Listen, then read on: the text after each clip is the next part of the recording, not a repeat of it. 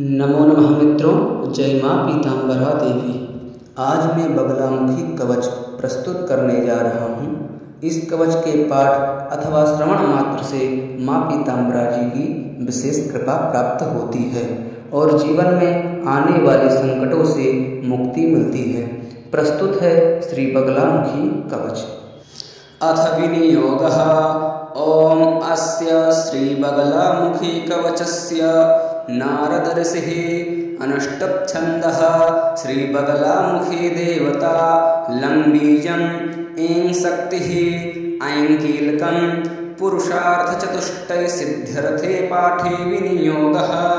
अथ ध्यानम्। जिह्वाग्रमादाय करेण देवीं वामेन शत्रून् परपीडयन्तीं गदाभिघातेन च दक्षिणेन पीताम्बराढ्यां द्विभुजं नमामि।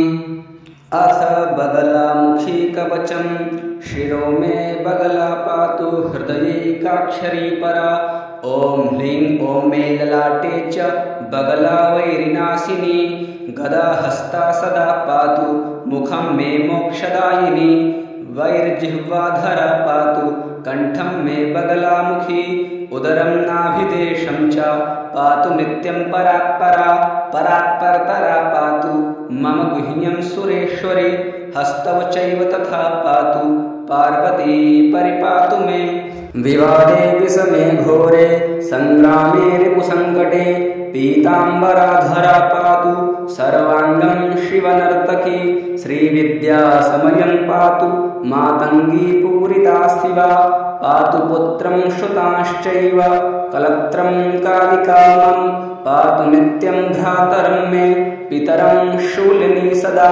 रन्ध्रैः बगला देव्याः कवचं मन्मुखोदितं। नावैदेयं मुख्याय सर्वसिद्धिप्रदायकं।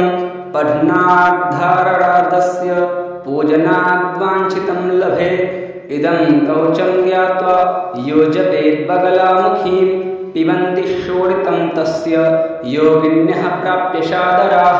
वस्ये च कर्षणे चैव मारणे मोहने तथा महाभये विपत्तौ च पठेद्वा पाठयेत्तु यः तस्य सर्वार्थसिद्धिः स्यात् भक्तियुक्तस्य पार्वती। ओम तत्सत्। रुद्र्यामलतन्त्रे श्री बगलामुखी कवचं सम्पूर्णम्।